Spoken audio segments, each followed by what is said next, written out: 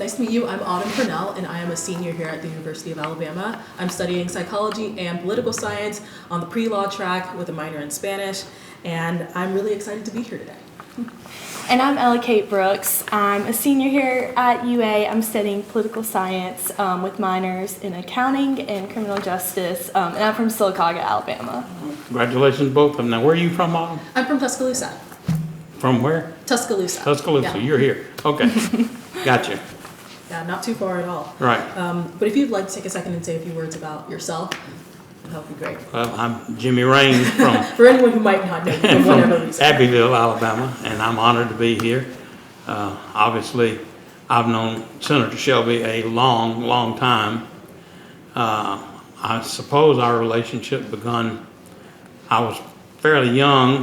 My father was president of the Alabama Travel Council, and this would have been in the 70s, and he was seeking state support for tourism, and he met Senator Shelby. He was a member of the House of Representatives in the State House in Alabama. This was before he went to Washington, and Richard became a great supporter and advocate for tourism and helped Dad, and that's how I had met him through my father, and I've known him ever since. And obviously we became very close over a long period of time, and I have admired his service to the country, to the state and to the country, and have supported and helped him always. And we've, as he likes to say, we've made a lot of soup together. Well, it's definitely been an honor being a member of the Shelby Institute and being able to meet Senator Shelby and learn more about his impact on the state of Alabama. So our first question here is, what impact do you think Senator Shelby has had on the state of Alabama? And you can talk about that within a context of small businesses or helping businesses grow, whatever you think. Well, as I said earlier today, I think personally Richard may be the greatest public servant Alabama's ever had. If he's not the greatest, he's certainly one of the greatest. His vision and understanding about what it takes in order to move a state forward economically, educationally, spiritually, I think is a key. And he went to work trying to put the pieces in place so that Alabama could then grow. His focus on infrastructure, on ports, airports, roads, bridges, factory businesses, bringing businesses that were of a higher technological standing because they paid higher paid wages, and moved us from minimum wage to a much higher standard of living. And he was successful at that, very successful. Alabama has moved miles and miles under his leadership. I agree. Absolutely. So the question I was kind of wanting to ask, you've talked a lot about what he's done for the state of Alabama, but could you tell us some of your experiences and interactions with Senator Shelby? Oh, some I can tell you.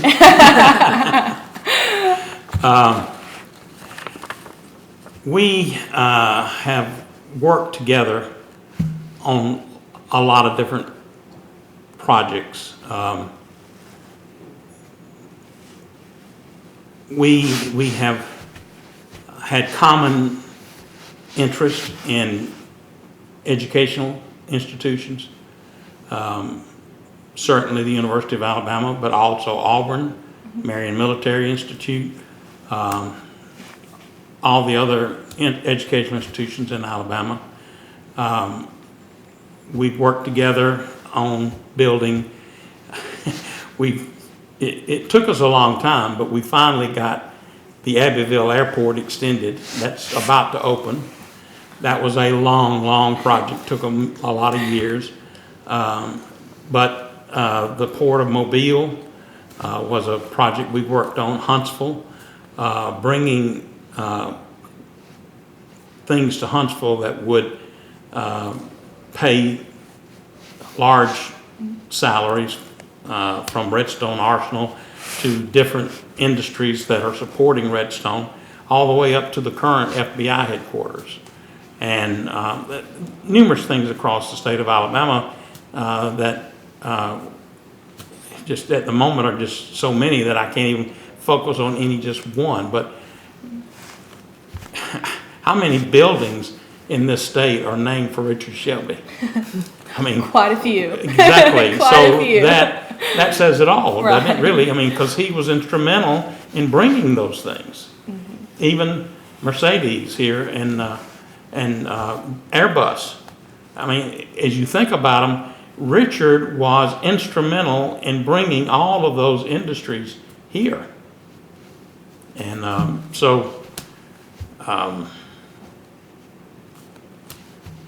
he's just the father of modern Alabama. I agree, and I think you put that very nicely. So now I have a question a bit more about you and your career.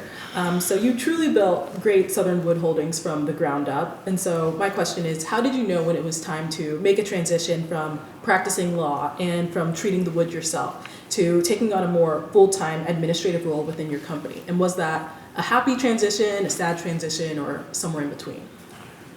I'll be honest with you. It was a happy transition. I loved practicing law, and I was a trial lawyer. I like to be in the courtroom. But from 1971 to 1986, the practice of law changed dramatically, and fortunately, my company had grown tremendously from 71 to 86. And it really needed full-time administration. But I was kind of happy to do it because it was not the same experience practicing law that it had been. I'll just leave it at that. So my question, being from Sylacauga, I kind of have a personal interest in this, but you're from Abbeville, like you said. We talked about earlier Great Southern Wood Preserving's headquarters still being in Abbeville. Right. So what do you think what role did Senator Shelby's leadership play in the growth and cultivation of small businesses becoming leading companies within rural areas of Alabama? Well, as technology changed from a telephone and doing business by getting in a car and driving, there were infrastructure needs in rural Alabama in order for businesses to grow. He understood that. Certainly, these technology advances came faster in the large metropolitan areas. And companies like mine, at the time, we were small. I mean, when you think about how we started me and Lawson, at $22,000 a year, I mean, we weren't a comma on a page. But we were working to grow it, and there were things beyond what I could do. I remember one of the first real substantive expansions we made. We utilized industrial development bonds, which was a way to finance with capital that was much lower in interest than what I had been accustomed to paying. And it was the availability of these kind of public assistance that enables companies like mine in small areas to stay there. And that type of thinking, that's what I was saying about his vision. Mm-hmm. He could understand, he was a small businessman too, and he could understand the things that you could do as a businessman, a small businessman, and the things you couldn't, and where government could help. And the ability to see that and be in front of it I think, is the difference. Absolutely. So you kind of spoke about this a little earlier, but your father, or Mr. Tony, was also a business owner and a beloved figure within Abbeville. So what is the best piece of business and personal advice that you ever received from him? It's okay to give out, but don't ever, ever give up. That's really powerful. Yep. That's something that I'm gonna store away too. That really resonates with me. My kind of next question. So like you were saying, your first year generating $22,000 in revenue to growing and expanding your company across the country, across the globe. What would you say, reflecting on the journey, was one business strategy that really sticks out in your mind of helping succeed to that or contribute to that success? People. The most valuable asset at Great Southern is our people.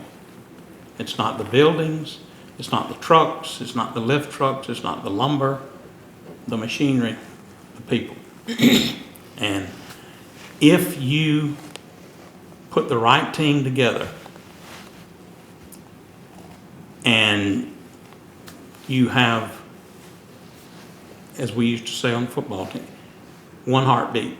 Everybody knows where we're going, and we have the same goal, and we're working to get there, and we're sharing that.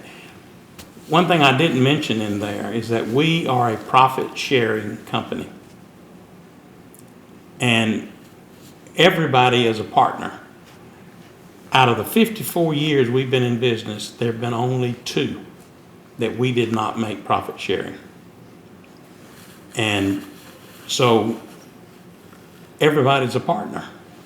And I think that makes the difference. I'm sure that contributes heavily to like workplace culture as well.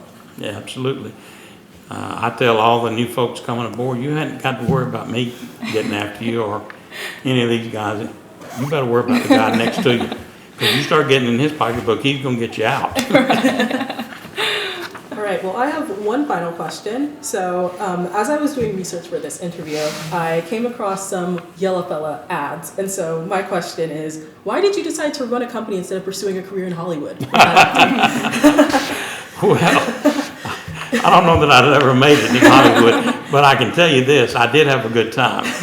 And this gentleman's the one that brought the idea. He came into my office with this idea, and he had this cartoon. I said, "You want me to dress up?" And he said, "Yeah." And so we did, but I always loved playing cowboys and Indians when I was a little boy. And so to be able to do that again at 60-something years, it was a lot of fun. We had a great time. Well, thank you so much for sitting down with us. We really appreciate this opportunity and getting to hear some of your wisdom. I enjoyed it. It was a great day. Thank you. Thank you so Appreciate much.